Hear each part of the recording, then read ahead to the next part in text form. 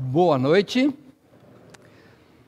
Vamos lá, vamos estudar a palavra de Deus. Já louvamos e nós sempre louvor, louvamos com as nossas vozes, com o nosso cântico, e agora vamos continuar adorando a Deus através da meditação e do estudo da palavra dele. E eu espero que hoje a palavra do Senhor possa tocar profundamente no seu coração.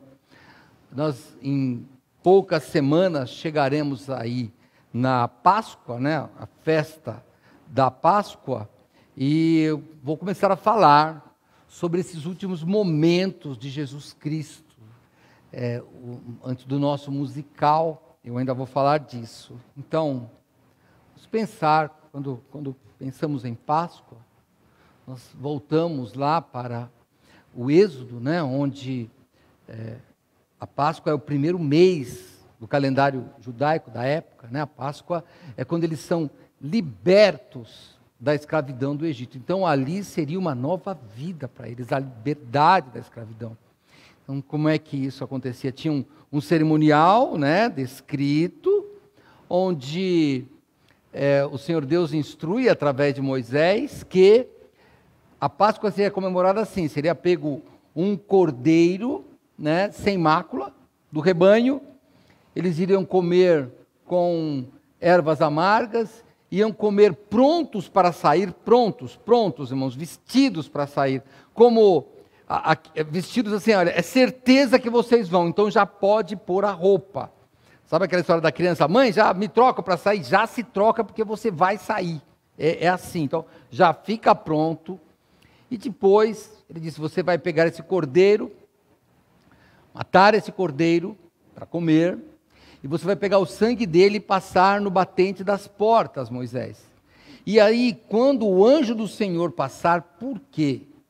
A minha introdução ainda. Porque, lembra, o povo estava oprimido há 400 anos, como escravos no Egito. E então, Deus manda algumas pragas, 10 pragas na verdade. E a última praga seria a pior. Seria onde, através daquela praga, todos os primogênitos, os primeiros filhos, morreriam. E qual era a forma de você evitar isso? Era pegar o sangue desse cordeiro da Páscoa, cordeiro pascal, passar no batente, nos umbrais da porta, e o anjo passaria, e quando ele visse aquele sangue, ele não mataria. Por isso que a palavra Páscoa, na verdade, quer dizer passagem, né? Passar por cima, ou saltar, é essa a ideia, passar por cima. Nós vamos comer a Páscoa. O que nós fazemos hoje? Eu quero hoje fazer um choque para nós mesmos de cultura. Para nós hoje Páscoa é chocolate. As crianças não nos deixam, não falam, pastor, você come ovo de Páscoa? Irmão, me dá que eu vou comer. Tem jeito, irmãos, aquele negócio lá, você chega lá, não come, eu falo, pode me dar, eu não estou nem aí, vou comer. E se tiver lembrancinha, pode me dar, que eu acho sempre legal. Aquela negócio de lembrancinha que vem dentro, é muito bom. Tem uns bombons, vou comer mesmo. Mas é doce. A Páscoa não é esse significado. Aí o pessoal come aquelas comidas, né, chiques lá. Aí já tem aquele pessoal que gosta de colocar coisa doce lá, né? Eles põem lá, sei lá, põem maçã, põem pera. Já que eu nunca vi, mas eu já vi esses negócios lá, que come tudo aquilo. Era com erva amarga. Então o que aconteceu? Nós fomos, irmãos, amenizando todos os conceitos bíblicos. Tudo o que era, e nós acabamos perdendo a noção disso. Então imagine o seguinte, hoje, eu não quero te ofender, mas eu preciso te chocar. Você é pai, você é mãe. Imagine o seguinte, ou você gosta de alguma dos seus irmãos, imagine, Deus fala assim, eu vou matar o mais velho. Eu sei que é duro para você, o mais velho vai morrer. Pastor, eu só tenho um, então ele vai morrer. Você já imaginou isso? Nós não temos noção. Para nós não passa pela cabeça. Não passa por nossa cabeça perder um filho. Não passa. Não passa. A gente fica triste porque não tem dinheiro para dar um ovo de chocolate. mas pensa em perder. Esse é o significado da Páscoa. É uma visão terrível, não é uma visão de chocolate com coelhinho. É uma visão terrível. E os judeus, quando eles comem essa Páscoa, eles têm que comer aquela erva amarga. É claro que eles também amenizaram, irmãos. Eles também têm outras comidas, não é igual era na época. Mas eles comem aquilo lembrando da escravidão. Agora, eu não sei, mas se eu fosse judeu, eu lembraria do Holocausto. Pessoas morreram. A morte está presente na Páscoa. A morte é o tema da Páscoa, é o tema, é morte. Morte dos primogênitos, morte do Cordeiro. E no Novo Testamento, nós trazemos isso, porque toda a Escritura, todo o Antigo Testamento fala de Cristo. Todas as Escrituras falam de Cristo. E daí nós trazemos isso para o Novo Testamento, lembrando que o Senhor Jesus Cristo é um judeu. Ele diz isso para a mulher samaritana, a salvação vem dos judeus, ele é um judeu. E o que ele está fazendo? Ele está comemorando a Páscoa. Por exemplo, você vê como é interessante nós de manhã aqui, você que é um aluno da escola dominical, estamos dando os reis. E os reis, a gente sempre viu aquela dificuldade de datação, a gente não tem como datar. Então, todo mundo fala, que idade que morreu Jesus? 33 anos, não é assim? Mas não diz isso. A Bíblia não diz lugar nenhum isso. Já notou? Não diz. Diz que o ministério dele começa por volta de 30. Como João relata 3 Páscoas, a ideia é que tem 33 anos. A ideia. Então Jesus comemorava a Páscoa, nós vamos chegar na Páscoa, mas agora nós vamos estudar a agonia de Jesus antes desta festa da Páscoa, que durava mais tempo, né? Eram alguns dias.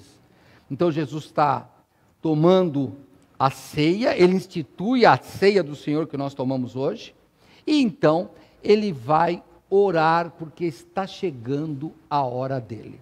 Os evangelhos relatam, todos eles relatam, Mateus, Marcos, Lucas, até João. Mas João, vocês sabem, você que é aluno da escola dominical, temos 4 evangelhos, 3 sinóticos, mesma ótica, Mateus, Marcos e Lucas. E temos João, que ele tem uma visão diferente. Ele não vem com esses detalhes humanos, ele apresenta Cristo mais como o Filho de Deus, o Verbo que se fez carne. Então João, ele relata isso, para você ter uma ideia, em 2 versículos. Ele só fala, foram para o jardim. Tá, foi orar, não desce a detalhes.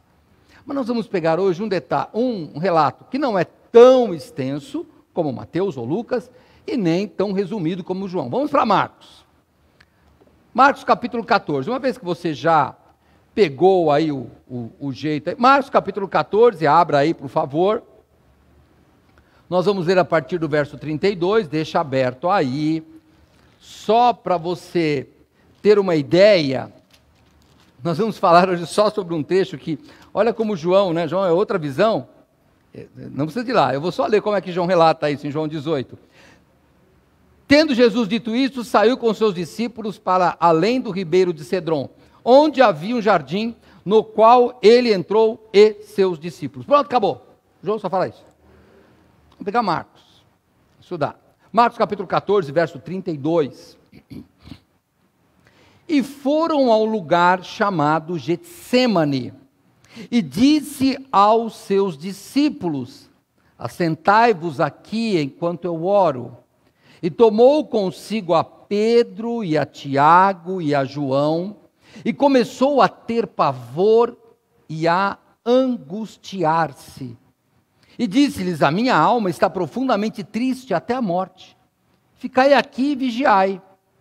E tendo ido um pouco mais adiante, prostrou-se em terra e orou, para que, se fosse possível, passasse dele aquela hora. E disse, Abba, Pai, todas as coisas te são possíveis.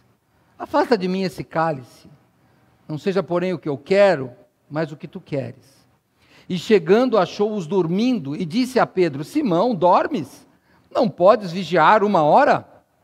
Vigiai e orai, para que não entreis em tentação. O espírito, na verdade, está pronto, mas a carne é fraca. E foi outra vez e orou, dizendo as mesmas palavras. E voltando, achou-os outra vez dormindo, porque os seus olhos estavam pesados e não sabiam o que lhe responder. E voltou 3ª vez e disse-lhes: dormi agora e descansai. Basta, é chegada a hora. Eis que o Filho do Homem vai ser entregue nas mãos dos pecadores. Levantai-vos, vamos, eis que está perto o que me trai. Vamos orar mais uma vez.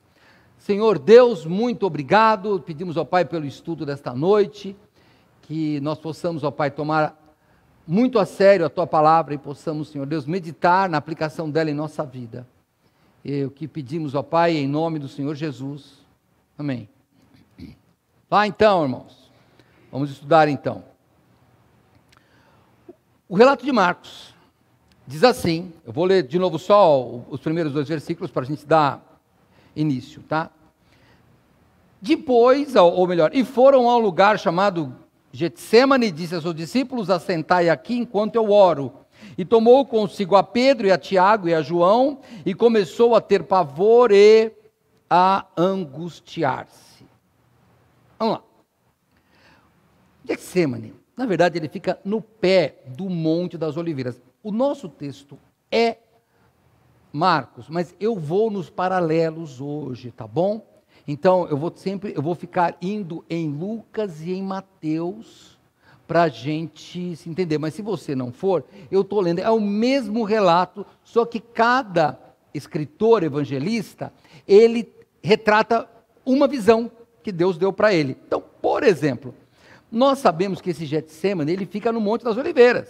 Tanto pela história, ainda existe o Monte das Oliveiras, pela geografia, como também porque em Lucas, e eu já deixei até separado aqui, ó, Lucas 22, que é o texto paralelo, verso 39, e saindo foi, como costumava, para o Monte das Oliveiras, e também os seus discípulos o seguiam. Então, está no Monte das Oliveiras. Vamos lá. Quantos discípulos tinham? Vamos nos localizar. Estavam aqui 11 discípulos. Tá? Por quê, pastor? Não tinha 12? Mas Judas tinha saído na ceia. Eles tinham ceado aqui já. E Judas tinha saído. Aí eu vou ter que ir lá para João, hein? Mas eu só estou lendo para dar base bíblica no que eu estou falando, tá bom? Mas você pode ir lá comigo. João, por exemplo, capítulo 13, quando ele relata a ceia, que é o que está acontecendo antes aqui, ele já diz assim, ó, João 13, 27. Depois que Jesus, lembra que ele dá um bocado de pão para Judas? E após o bocado entrou nele Satanás, disse-lhe, pois, Jesus: o que fazes, faz-o depressa. E nenhum dos que estavam assentados à mesa compreendeu a que propósito dissera isto. Porque como Judas tinha a bolsa, pensavam alguns que Jesus lhe tinha dito: compra o que nos é necessário para a festa, ou que desse alguma coisa aos pobres.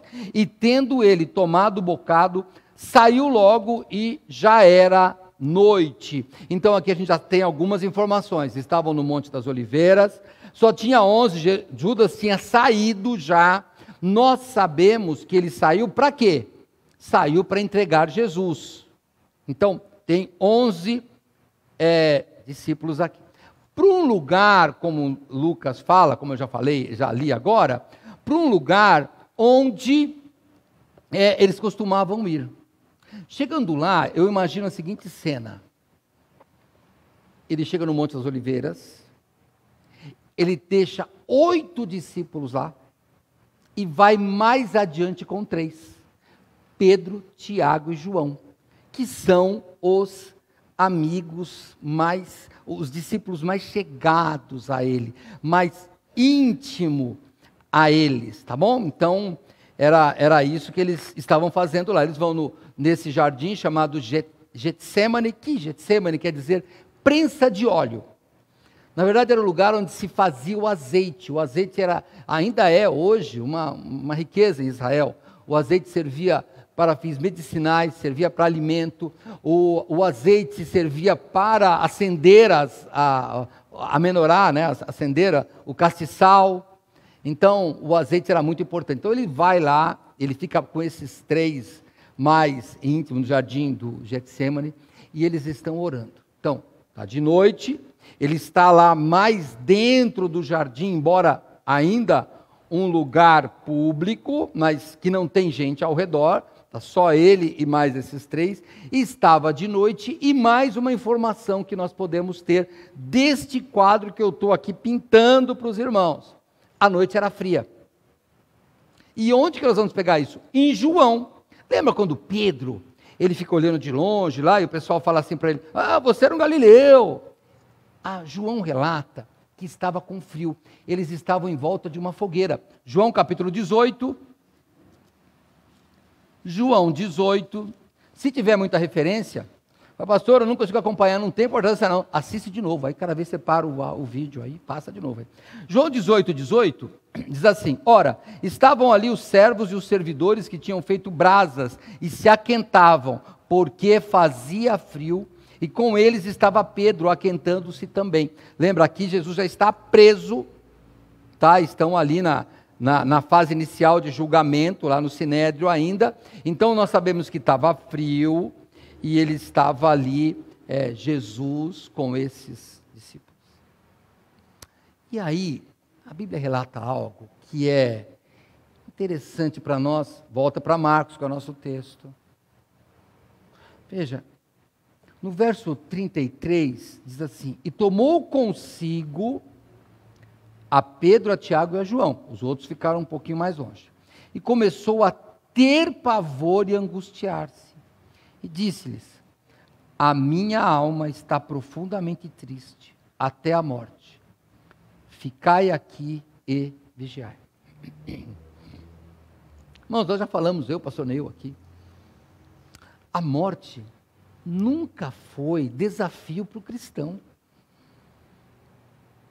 Sabe, vocês mais jovens aí, né? Eu sei que vocês lá, os jovens que foram ontem lá em Montebello, né? O pastor falou que vocês são chamados a geração do mimimi, e não é verdade, né? E não é. Mimimi somos todos nós. Todos nós. O coronavírus está lá, põe a máscara. Não, a gente ficou em casa, trancado, morrendo de medo. Nós morremos de medo. Sabe, cuidado é uma coisa, irmãos, medo é outra. Jesus não tinha medo da morte. Não é possível.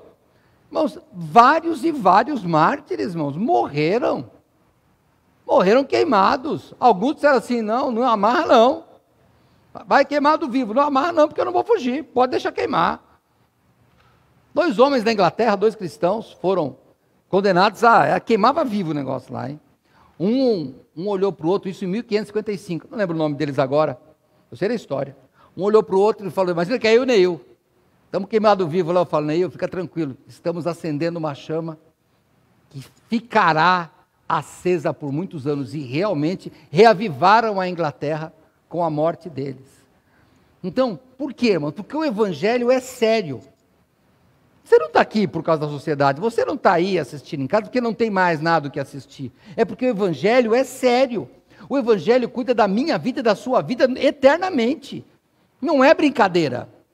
Então, esses homens aqui, Jesus não estava com medo. Aliás, por quê? Jesus sabia que ia morrer? Me ajuda aí.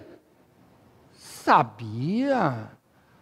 Lembra lá da repreensão que ele deu para o Pedro? Qual foi a briga? Ele falou, sai Satanás. Lembra qual foi a história? Eu vou lá para você ver só. Mateus 16. Mateus 16, você vê como ele sabia. Isso bem antes daqui, não está no meio do ministério lá, viu? Não está no final, não. Mateus 16, 21, até em cima da minha Bíblia, se você tem uma da ACF, aqui a Trinitariana, em cima está escrito na minha assim, Jesus prediz sua morte. Então, Mateus 16, 21, desde então começou Jesus a mostrar aos seus discípulos que convinha ir a Jerusalém e padecer muitas coisas dos anciãos e dos principais sacerdotes e dos escribas e ser morto e ressuscitar ao 3º dia. Aí é que Pedro fala, e Pedro, tomando-o de parte, começou a repreendê-lo, dizendo, Senhor, tem compaixão de ti, de modo nenhum te acontecerá isso. Ele, porém, voltando-se, Disse a Pedro: para trás de mim, Satanás, que me serve de escândalo, porque não compreende as coisas que são de Deus, mas só as que são dos homens. Então, por que angústia? Não era medo, ele sabia. Não era indiferença. Ah, vou morrer, depois resolve. Não, irmão, sim, algo mais profundo. Ele sabia que ia ressuscitar. Ele sabia que somente 3 dias a terra o seguraria. Então, peraí, vamos pensar, irmãos. Vários livros têm escrito sobre esta agonia de Jesus. 2 que eu recomendo vocês lerem, não é propaganda, não estou ganhando nada, é só porque é livro bom. A Cruz do Rei, do Timothy Keller, é muito interessante. E A Agonia de Cristo, que é um sermão do Jonathan Edwards. Nós conhecemos esse avivalista americano pelo sermão famoso, né? Eu até já falei sobre ele aqui uma vez, né? Pecadores na mão de um Deus muito irado. Isso é o sermão, mas ele tem outro, e esse A Agonia de Cristo é outro, é um livro, irmão. Ele era um grande escritor. E este homem, ele pregava, eu não consigo pregar como ele. Diz a história que quando ele pregava, as pessoas se encostavam na parede de medo. De medo, quando ele descrevia como é que as coisas eram sérias. Por quê? Sabe o que estava acontecendo nos Estados Unidos nessa época? Século XVIII, ou XVII, acho que XVIII. Sabe o que estava acontecendo? Estava todo mundo levando a vida na boa.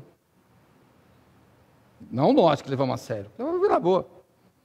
De domingo eu ficava em casa assistindo televisão, queria assistir um negocinho, batia uma bolinha, não sei nem se jogava futebol, mas era assim, tranquilão. E ele falou: pessoal, a vida não é assim não, vai ter um juízo, hein? Vai ter um juízo. Vocês têm que despertar. E daí quando ele começava a descrever, as pessoas tremiam, choravam. Esse homem pregando. Quando ele falava do que foi a agonia de Cristo. Lê esse livro, é muito bom, A Agonia de Cristo. É um livro pequenininho, na verdade é um transcrito de um sermão, mas é muito profundo. Mas não vamos falar nisso, vamos falar o porquê da angústia. Vamos pensar primeiro nesta palavra. Se você pegar qualquer tradução, a Almeida Corrigida Fiel, a NVI, a NVT, você vai achar essa palavra várias vezes traduzido por angústia, mas a palavra aqui usada no grego é uma angústia que só aparece 3 vezes em todo o Novo Testamento. Só. Esta palavra aparece aqui em Marcos, né, 14, onde é que eu estou aqui, Marcos? Volta para Marcos aqui. Marcos 14, 34, né? E tomou consigo a Pedro e a Tiago e a João e começou a ter pavor e a angustiar-se. Ademonel é a palavra lá. Então, esta palavra angustiar-se, ele completa. Verso 34, e disse-lhes: a minha alma está profundamente triste até a morte. Essa era a angústia. Também esta palavra, a mesma palavra é usada mais uma vez, no mesmo relato, só que por Mateus. Mateus também usa a mesma palavra grega. Mateus 26, que é o relato paralelo, tá bom? Mateus 26, verso 37. E levando consigo Pedro e os 2 filhos de Zebedeu, Tiago e João, é o mesmo relato, começou a entristecer-se e angustiar-se muito. Então lhes disse: a minha alma está cheia de tristeza até a morte. A angústia não era uma tristeza, era uma dor tão profunda até a morte. O apóstolo Paulo é outro único que usa esta mesma palavra em Filipenses. Não fala sobre a morte de Cristo, mas é interessante como ele descreve angústia em Filipenses capítulo 2. Quer ver? Vai comigo lá em Filipenses. Vá comigo em Filipenses lá, Filipenses capítulo 2. Olha que interessante como é que o apóstolo Paulo usa esta palavra angustiar-se. Verso 26. O apóstolo diz assim: porquanto tinha muitas saudades de vós todos, e estava muito angustiado. É a mesma coisa. De que tivesseis ouvido que ele estaria doente. E de fato esteve doente, quase à morte. Mas Deus apiedou-se dele, e não somente dele, mas também de mim, para que eu não tivesse tristeza sobre tristeza. A angústia de Cristo era uma angústia tão triste até a morte. Ela poderia ser descrita como tristeza sobre tristeza. Então, eu vou voltar. É a tristeza de um pai ou de uma mãe que perde um filho. Quando a gente perder as pessoas mais velhas, a gente vai ficar triste. Perde o cônjuge, vai ficar triste. Mas o filho a gente não aceita. O filho a gente não aceita. A gente não aceita perder o filho. Não aceita, não tem lógica. Eu fico pedindo a Deus, Senhor, eu quero partir antes dos meus filhos. Não quero, porque deve ser uma dor, irmãos. Angústia, é essa angústia comparável. Então eu queria que você pensasse nisso, a angústia de Cristo. Eu estou fazendo esse exercício enquanto eu preparo a minha mensagem, enquanto eu preparo. Estou pensando no meu filho, imaginando um deles morto. E as lágrimas já começam a escorrer de pensar. Essa é a dor que tem que sentir. Porque ainda Cristo é mais profundo que isso. Mas a forma, a palavra que dá para descrever é esta: angústia sobre angústia. E aí, Lucas, qual era a profissão de Lucas mesmo? Qual era a atividade dele? Médico. Lucas, o médico. Ele dá um detalhe no relato dele que Marcos não dá. Olha o que ele diz. Vamos lá para Lucas 22? Olha comigo para Lucas 22.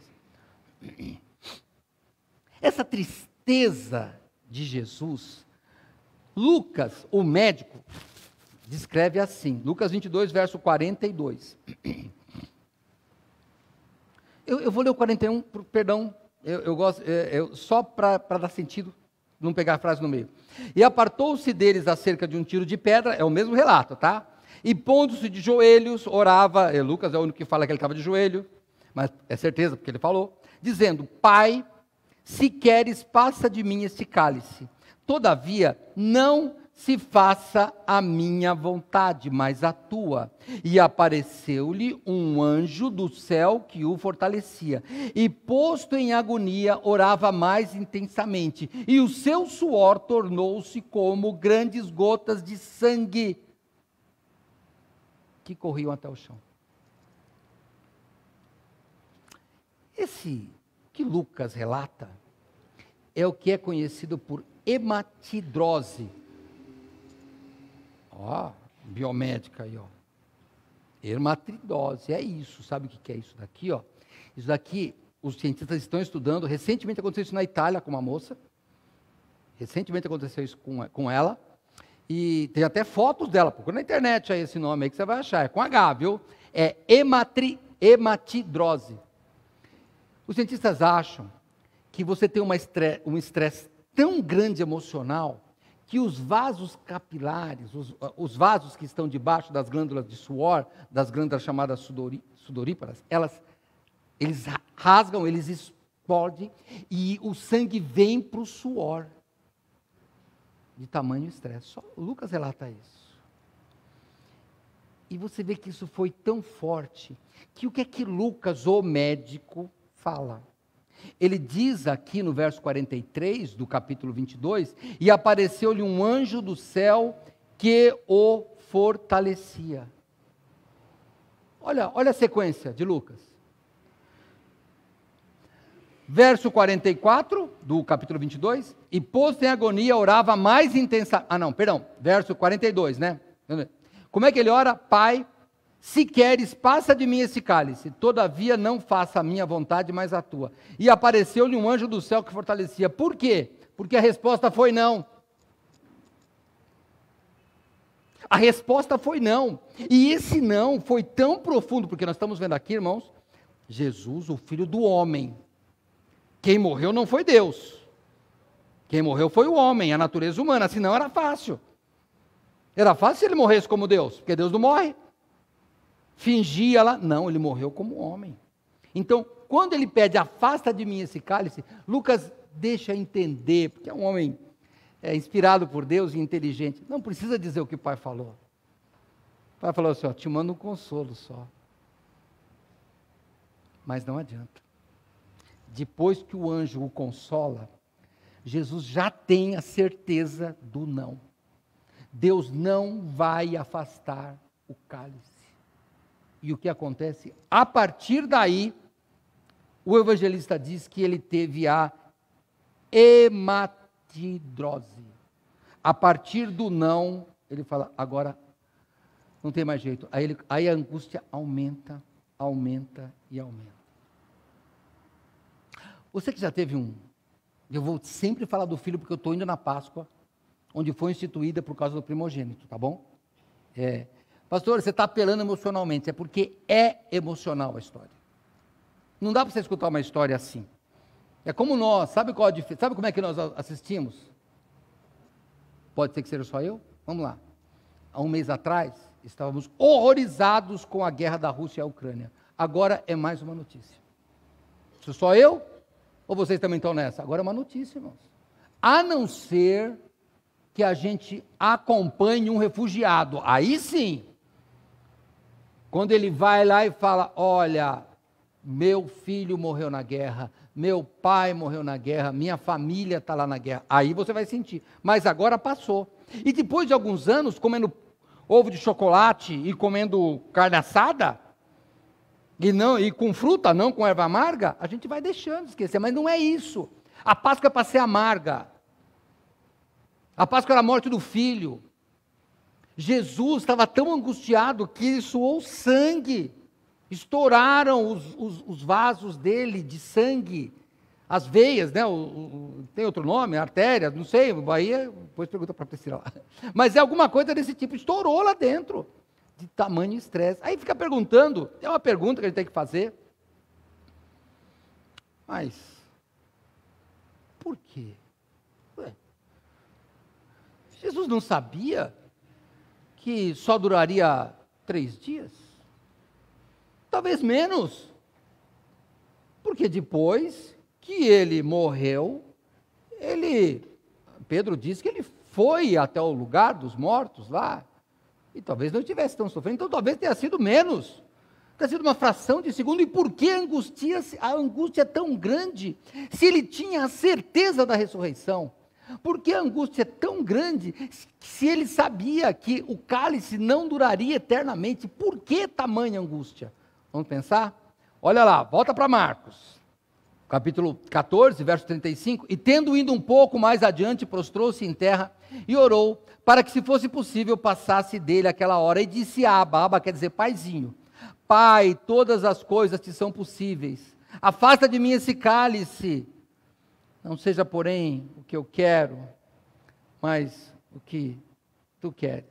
Irmão, nós temos estudado aqui, pelo menos uma vez por ano, o pastor Neil gosta de estudar Apocalipse. E a gente já viu que cálice é sempre ira. Quando os anjos vão derramar o cálice, sai de perto, porque não é coisa boa. Vem a ira de Deus. E nós temos que pensar. Pastor, mas eu gosto do Deus do Novo Testamento, do Deus de amor. Esse Deus é muito irado. E aí outro livro que eu te recomendo, que eu já falei, A Cruz do Rei, Timothy Keller. Ele fala, se você quer um Deus amoroso, tem que ter um Deus irado. Sabe por quê? Você ama seu filho? Ama, não é? E você ama a doença? Não, você odeia a doença. Você odeia tudo que prejudique seu filho. O Deus de amor tem que ser um Deus irado. Não é, a gente brinca assim, olha, aquela mãe é uma ursa quando mexe com o filho dele. Ué, mas não é uma mulher, uma mãe amorosa? Amorosa com o filho. Com os outros não. O outro é brava. A ira vem acompanhada do amor, filho. Não vem com essa não. Um Deus amoroso fica irado com o pecado. Um Deus amoroso fica irado com tudo que atrapalha. Ué, você não é um pai, mãe de amor? Como é que você fala, essa pessoa não é boa companhia para você? E o amor? Má companhia eu não quero. Por quê? Porque eu te amo.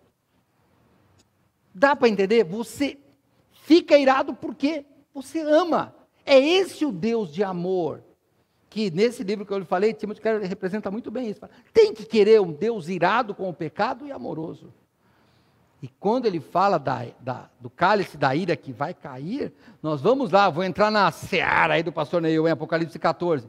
Eu conheço Apocalipse também, né, irmãos? É só que o pastor Neil, que é o craque aqui do nosso teólogo da escatologia, é o pastor Neil. Qualquer dia você pergunta para ele aí, mas eu vou entrar aqui e depois ele me corrige. Ele é melhor que eu nisso, 1 milhão de vezes.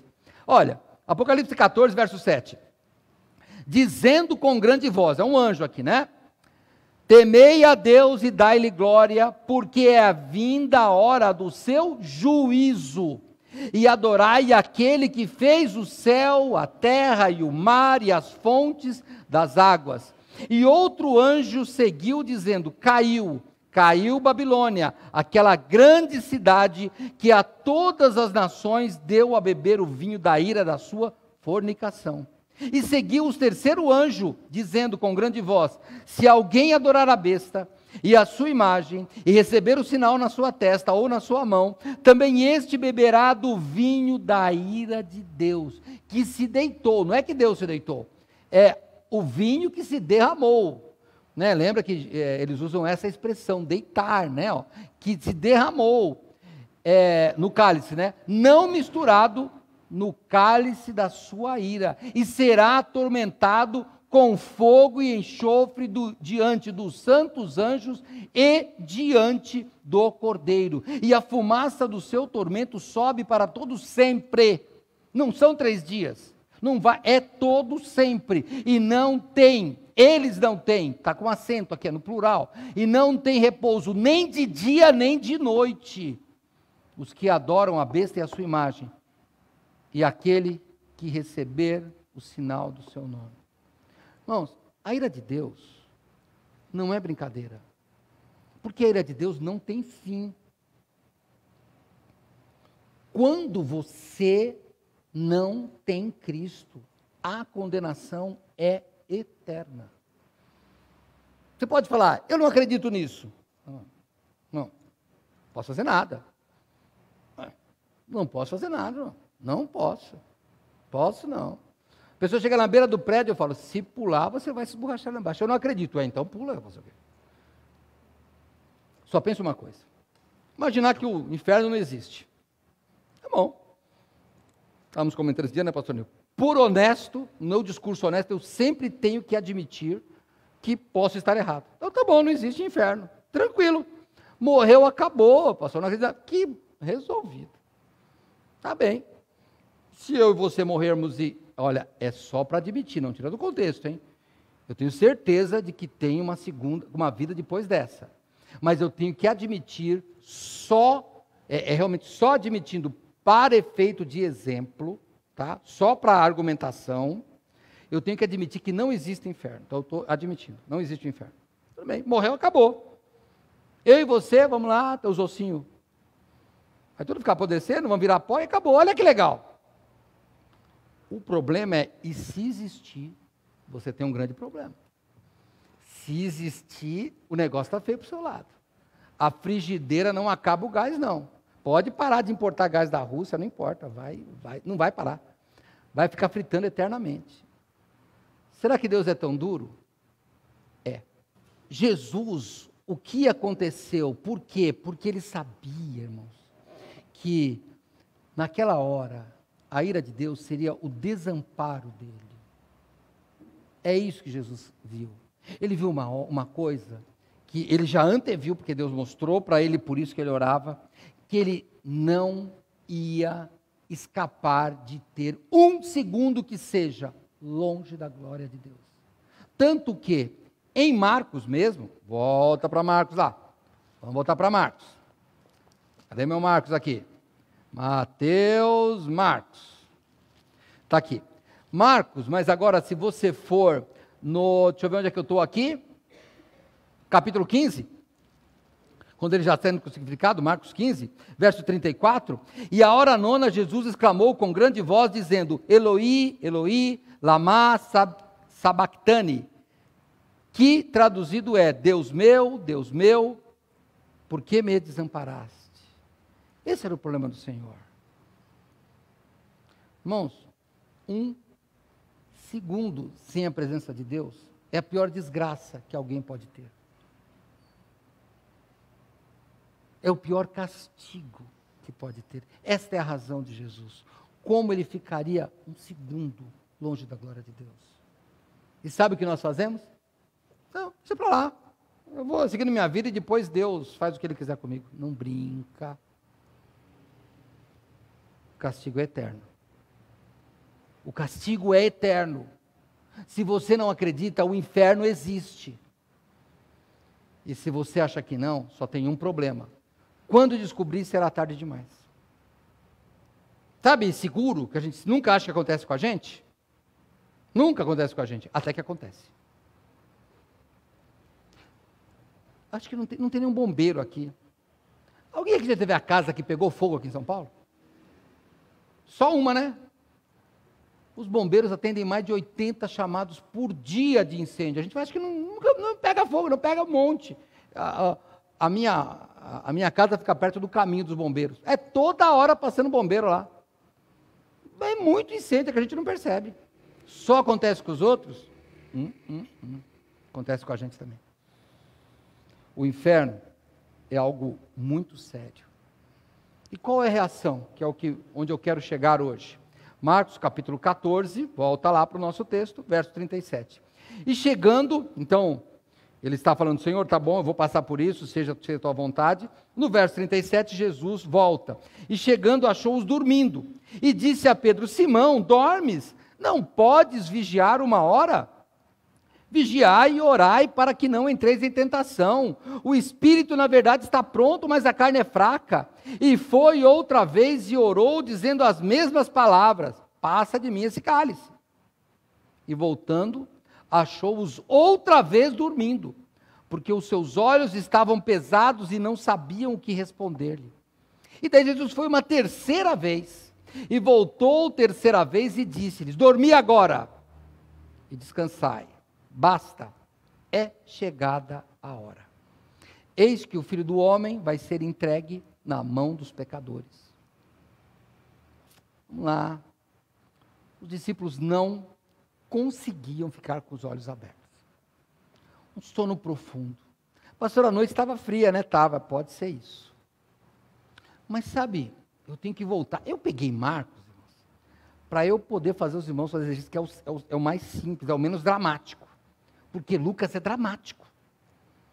O relato dele é frio e dramático. Você quer ver? Olha o que Lucas fala deles. Lucas capítulo 22. Eu estou indo lá, hein?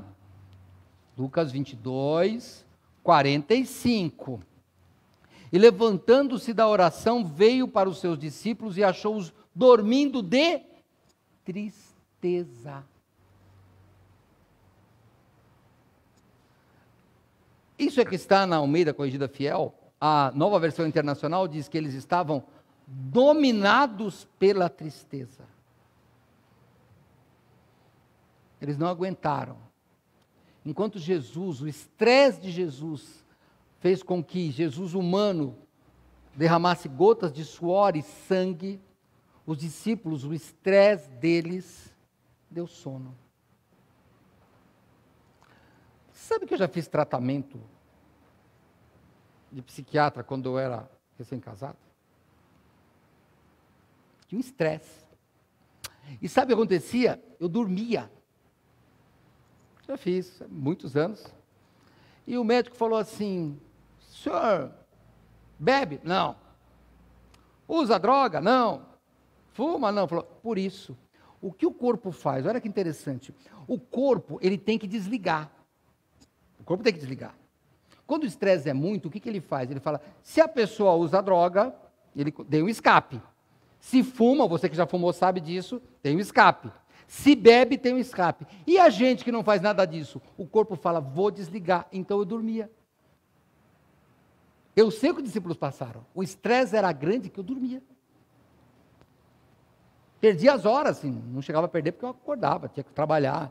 Mas eu tinha um sono terrível, e era o sono do estresse. Não era sono atrasado, porque era o que os discípulos sentiam. A tristeza era grande, e como eles não tinham esse escape humano, não podia se embebedar, até bebia o vinho, mas não podia se embebedar, é claro, já era convertido, o que é isso?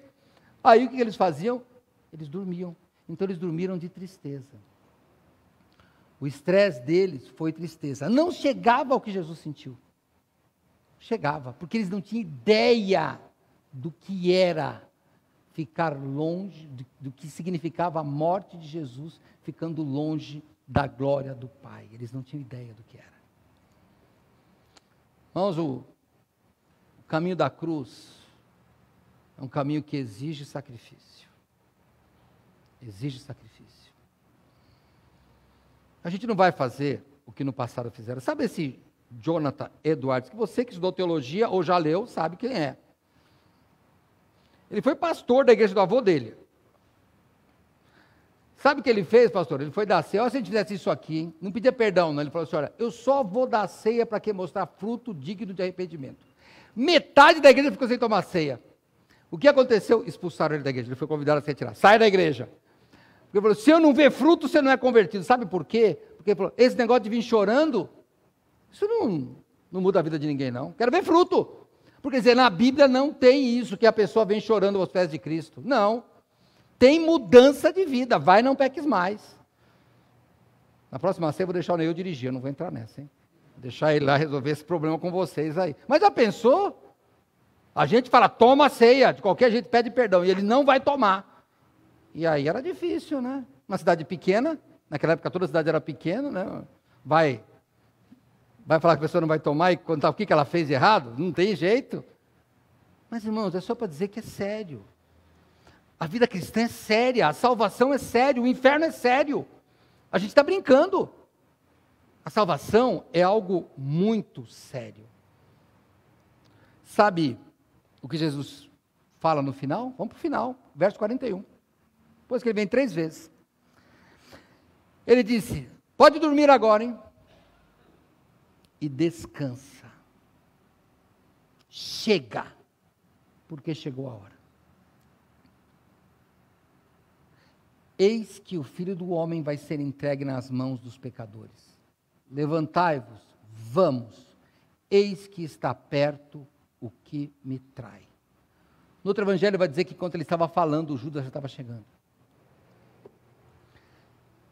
Difícil para nós aceitar a ideia do inferno, assim como é difícil aceitar a ideia de um filho nosso morrer. Nós que moramos em São Paulo, achamos que temos hospitais, tem remédio, AMA aí 24 horas, que é o nosso posto de saúde, médico a qualquer hora, SAMU, mas morre gente em São Paulo. O inferno existe, só que nós somos da cultura do quê? Do videogame. Nós somos a cultura das filmes e séries, não é? O ator morre num filme, aí ele aparece no outro. A gente nem percebe que ele morreu. Ele morreu, mas foi personagem, ele continuou. Videogame, né? Vê os pequenos aí jogando. Perdeu? Não, pai, não perdeu não. Calma aí, eu tenho mais 3 vidas ainda. Negócio bom isso daí. Não é assim, já viu perder? Você fala, perdeu, filho, não, tem mais vida. O problema é que nesse videogame aqui da vida real, só tem uma, hein? Perdeu, acabou. Já chegou perto da morte? Já ficou morrendo de medo e angustiado? É porque só tem uma. Não tem essa de que, peraí, quando morre ou você jogador, é game over. Acabou. E você que acompanha aí o mundo dos artistas, pode ver, essa semana morreu mais um aí, 50 anos. Morre gente, pessoal. Morre artista, morre todo mundo. Morre gente nova, morre gente velha, a morte está aí para todo mundo, ela é hiperdemocrática, morre mesmo. Só que aqui, só existe uma vida. Lá em Hebreus 9, 27, diz que aos homens é ordenado morrer uma só vez, vindo depois disso o juízo. O que quer dizer? Não tem outra vida, não tem segunda chance. Game over. E depois que tem o game over, sabe o que acontece? Juízo. Pastor, mas Deus vai ter pena de mim. Tá bom, lê a história lá do rico e Lázaro. Não, pastor, é uma parábola. Problema de você, pode ler, o jeito que você entender. Pode ler. A parábola do semeador é uma parábola, e é a verdade. Parábola é uma forma de você dizer verdades através de exemplos, isso é parábola. Então, se você acha que Rico e Lázaro é uma parábola, não tem importância para mim, não vou brigar com você. A minha dúvida é verdade ou é mentira? Se é verdade, toma cuidado. Não tem arrependimento. E quando aquele homem, o rico da história, ou parábola, tanto faz, de Lázaro, o mendigo, ele diz assim, pai, volta lá, fala para os meus irmãos lá, que eles não sabem que o negócio é feio para o lado de cá. Ele falou assim, eles sabem sim, tem na Bíblia lá, a lei dos profetas, que era a Torá, o Taná, né, que é o Antigo Testamento, eles leem, pode, eles sabem sim. Quando você chegar lá, e você que está assistindo aí em casa ou aqui, chegar no céu, eu não sabia, eu vou brincar, hein? Eu vou brincar. Mas Deus ou um anjo vai falar assim, lembra de 27 de março? Ele, não lembro, eu vou te refrescar. Você estava sentado lá, e o pastor falou que existia inferno, você foi para casa, e sabe o que você pensou? Eu preciso de tomar uma decisão na minha vida. Aí você vai falar, mas eu morri antes. Fala, então, né? Que pena, hein? O que vai acontecer comigo? Eu vou te dar a mesma resposta, eu estou brincando, mas eu estou imaginando. Deus vai dar a mesma resposta que ele disse para Jesus. Morreu sem Cristo, afasta de mim esse cálice. Ele, E não tem anjinho para confortar, não. O anjo vai ser para te levar lá para o lugar errado lá, meu filho. Não brinca com as coisas de Deus. Século 21 é um século tão sério de pessoas que morrem como em qualquer outra época da humanidade. Você gosta de filme de ficção científica? Você já notou que tem lá ano 3000 e não sei o quê? O que a gente encontra lá? Pecado e maldade. Qualquer filme vai ter pecado e maldade. Porque é o ser humano que é assim. E o salário do pecado é a morte. E sem Cristo nós estamos perdidos. Jesus termina, levantai-vos, vamos. Esse que está perto que me trai. Irmãos, eu queria terminar hoje dizendo para você, levanta.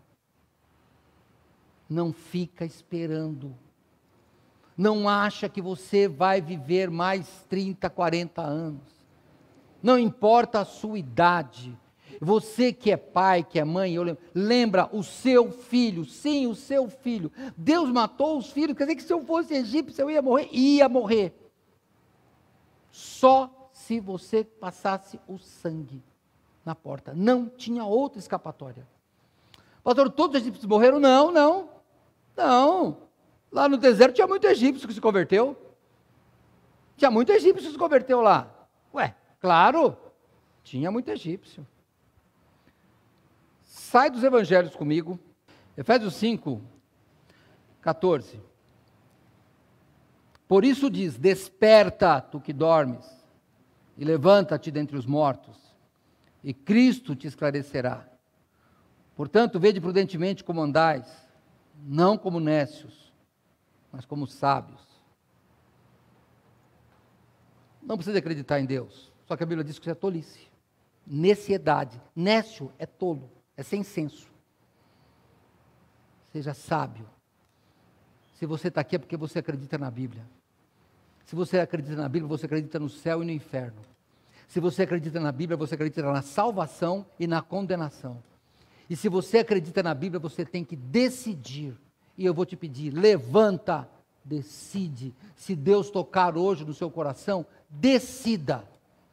Fica parado. Não adianta estresse de dormir. Porque Deus vai te acordar e vai falar assim, levanta, vamos fazer alguma coisa. Não fique dormindo. Vamos orar. Senhor nosso Deus, muito obrigado pelos que sempre a Tua palavra nos instrui. Obrigado, Senhor Deus, pela certeza de que a Tua palavra é a verdade. Muito obrigado, Senhor, pela certeza de que ela é inspirada. Obrigado, Senhor Deus, pela certeza de que ela fala sobre a salvação em Cristo Jesus e que nos dá esperança. Muito obrigado, Senhor, porque a Tua palavra é a que testifica do Senhor Jesus Cristo. E agora te peço, Pai, os que ouviram, Pai, que possam hoje, Pai, imaginar a sua vida longe de Ti, numa condenação eterna. Que, Pai, nós possamos estar junto com Jesus, suando sangue de temor diante de uma condenação como essa. Mas nós te agradecemos, Pai, porque não o anjo que nos consola, mas o teu Filho Jesus que nos salva. E eu te agradeço por isso. Em nome dele eu te peço que hoje, há pessoas que tenham sido impactadas por a tua palavra, que tenham sido, Senhor Deus, tocadas pelo teu Santo Espírito, decidam, Pai, mudar suas vidas. E é em nome daquele que morreu, aquele que passou por tudo isso em nosso lugar. É em nome dele, Jesus Cristo, que nós oramos. Amém.